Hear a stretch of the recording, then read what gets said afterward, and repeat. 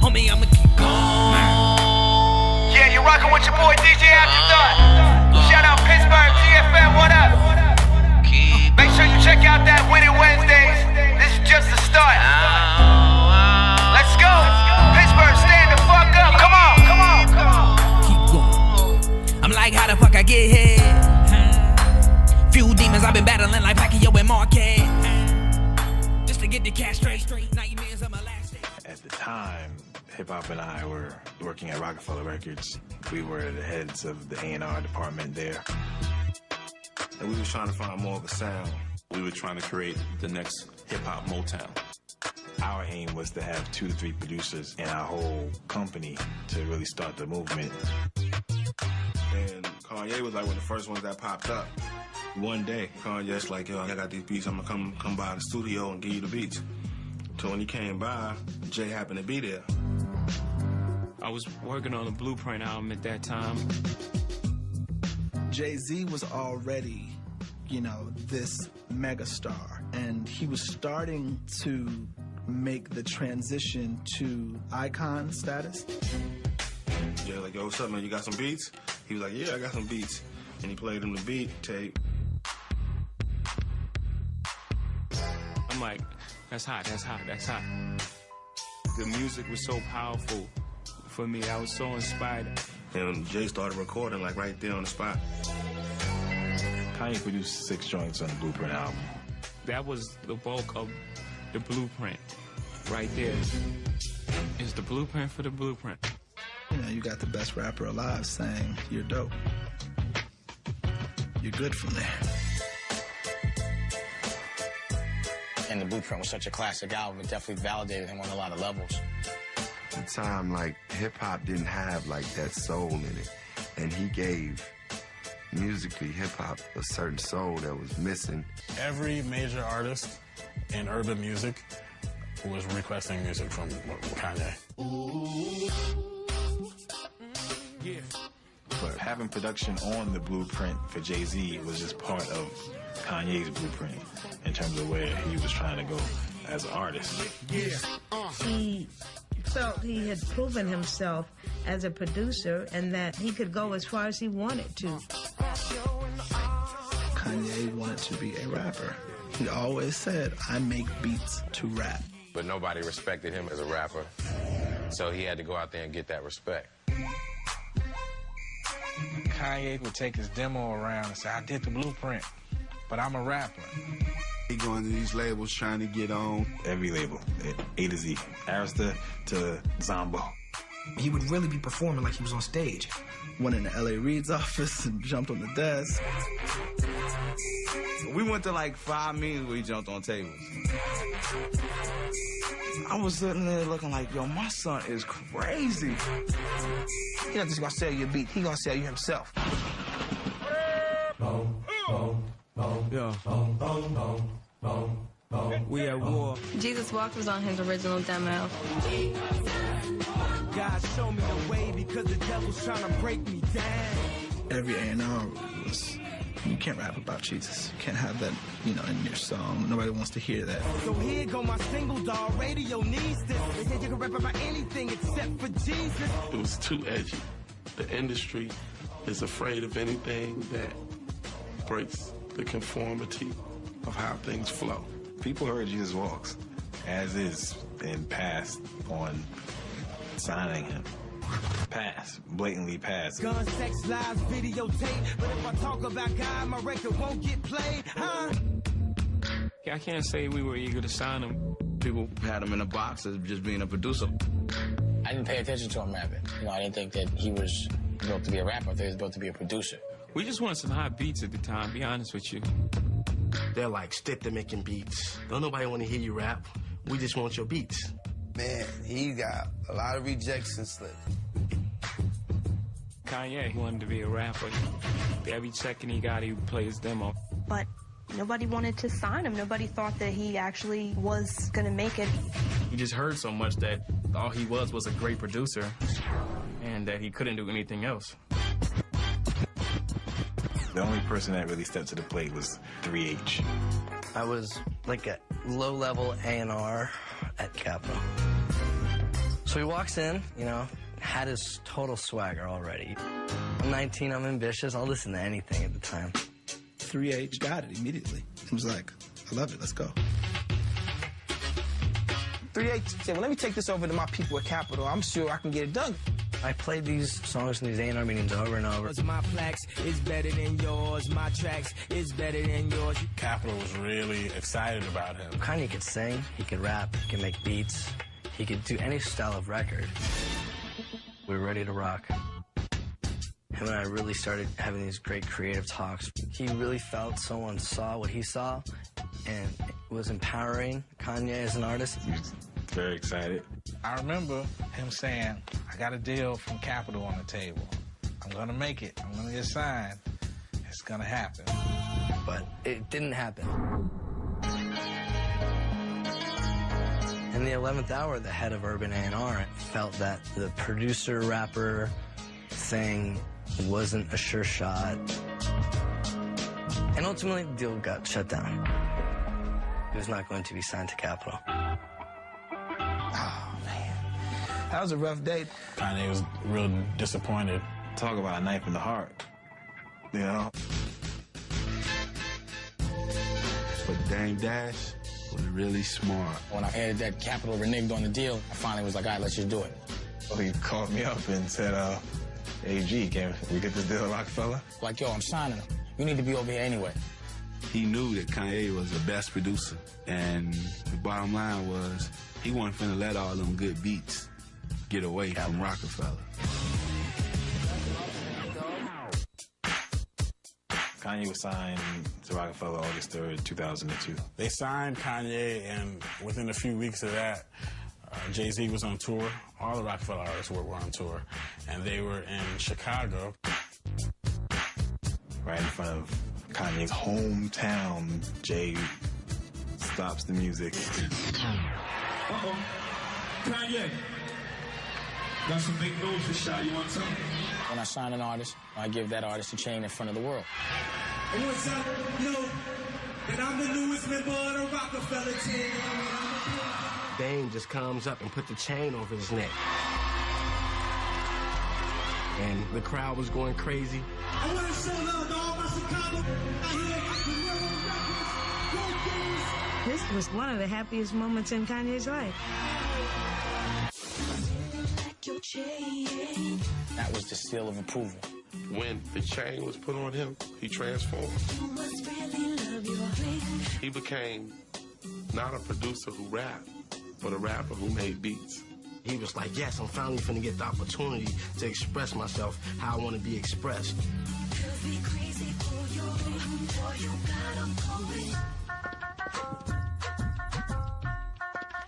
After the deal was made, Rockefeller, Kanye went full-fledged into making the album.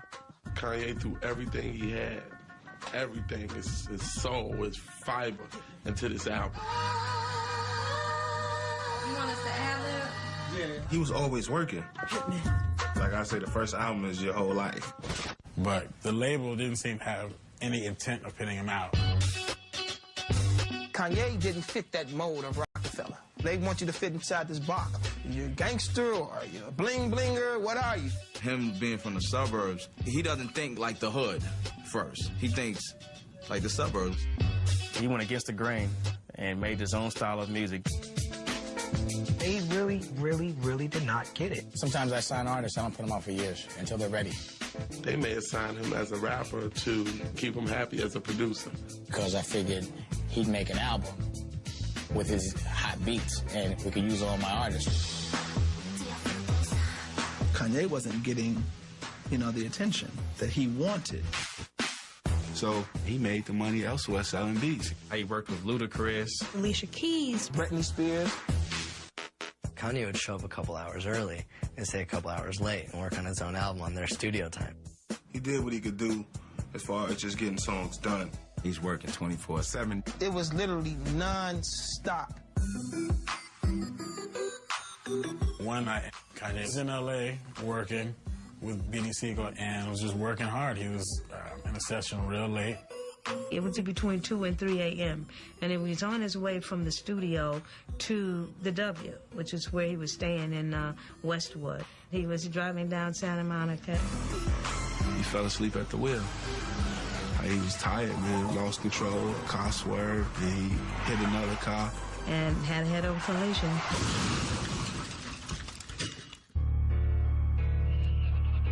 Steering wheel hit him like in the jaw. Blow. Cracked all this, man. And his jaw was broken in 3 places. If it would have hit him in the nose, he would have been dead. He was just barely conscious, and he just kept saying, "I'm sorry, I'm sorry, I'm sorry." They put him in the ambulance and they took him to Cedars-Sinai. And they was talking like he wasn't gonna make it. We had a chance just to talk for a moment and to say a brief prayer before he went into surgery. He had several surgeries. His face was like way, way out here. When I walked into that hospital room, I wouldn't have even known my own son had he not said, "Hi, Mom." His face was so swollen. The doctors, they wired his mouth shut. I was like, well, that's it as far as rapping. He was barely talking. I was just thinking to myself, damn, I hope he can still rap the same, you know, and deliver his lyrics the same way he used to. If he wouldn't have been able to rap again, I think he would have rather been dead.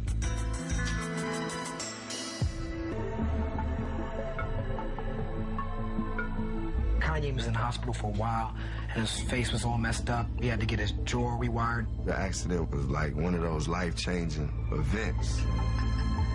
The dream could have been over that night. Could have died, man. I think that the accident made Kanye appreciate life, but more so opportunity. He waited a day and got back to working. In his hospital bed, I mean, he was thinking of beats, thinking of raps, thinking of ways to be successful. As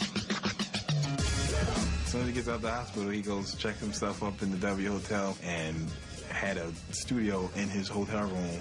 He was just working on music, having different artists come through, knocking out joints.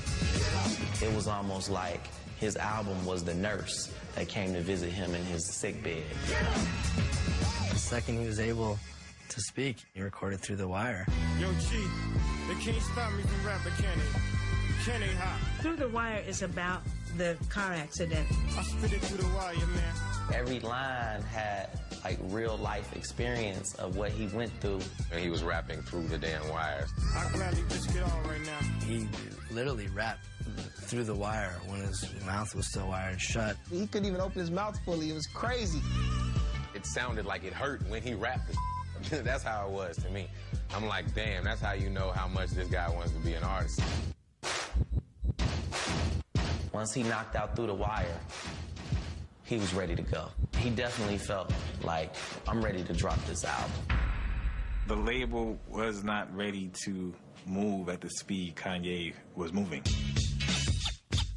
The label told him that'll never work, that'll never sell. They still didn't believe, and they weren't ready to jump behind the project. So he just took his own destiny in his own hands and did everything himself.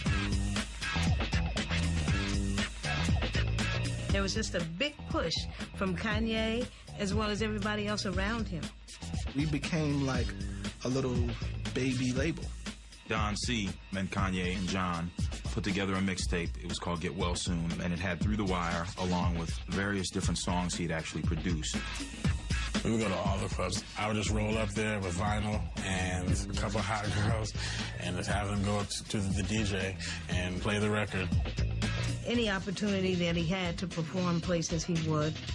Kanye actually would just go to different radio stations in different cities and just promote. Every station we could get on, every mix show, every local show, every cop station, we didn't care where it was. We kept pushing it, pushing the single. And Kanye took things a step further.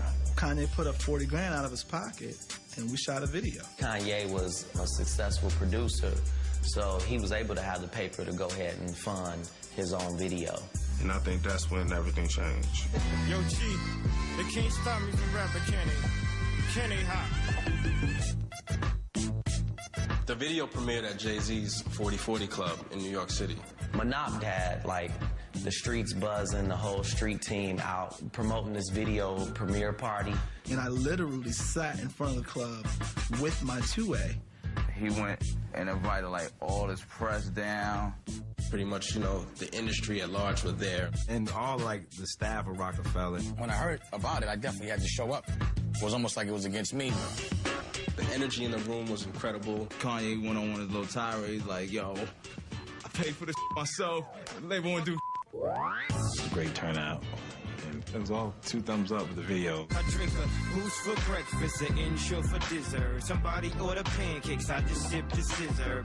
Everybody was just like, wow. They was blown away by it. That right there could drive a sane man berserk. I was proud of him, you know, because it was something I would have did. And yeah, you know, at the time, no one was listening, so he did what he had to do. It definitely forced Rockefeller's hand. I think they all acknowledged that they had a real superstar. After that, it was like, oh, yeah, we need to, this video need to be seen, and we need to push this album. 1 and 2 and 3 and 4 and... College Dropout was released February 10th, 2004. The album was incredible, man. College Dropout was just straight like dope. Oh, she's so excited. Oh, man, it was outrageous. It was outrageous. It was a groundbreaking, critically acclaimed album from the beginning. His first week of release, he was certified gold. After Through the Wire, the other songs that followed, it was like a domino effect. Slow Jams, you know, became an instant #1 record. Boy, when that Jesus Walk came. Woo. You know what the Midwest is, young and restless. The following week, he was certified platinum. Then the album with multi-platinum. It was a beautiful time. It was Kanye West Pandemonium. He instantly became the #1 talked about thing in music, not just hip-hop, but in music. Kanye was nominated for so many awards. He really wanted that approval from the people, man. He really wanted those trophies. But he lost a few awards, and he wasn't so happy about that. He felt snubbed at the American Music Awards. Gretchen Wilson got Best New Artist, and he thought he should. But I knew he was going to win Grammys. Kanye was nominated for 10 Grammys. He was the face of the Grammys. He was the Grammy boy. And the Grammy goes to the College Dropout, Kanye West. Kanye won a Grammy for the best rap album of the year. Kanye West. The best R&B song of the year. Kanye West. And the best hip-hop song of the year. Jesus Walks. Everybody wants to know what I would do if I didn't win. I guess we'll never know. I know he was overwhelmed, you know what I mean? He felt like he passed a certain part of the test. He felt vindicated because a lot of people said that he'd never do it.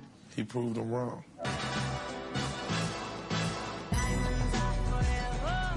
Kanye has sort of breathed new life into hip-hop for a whole new generation of people.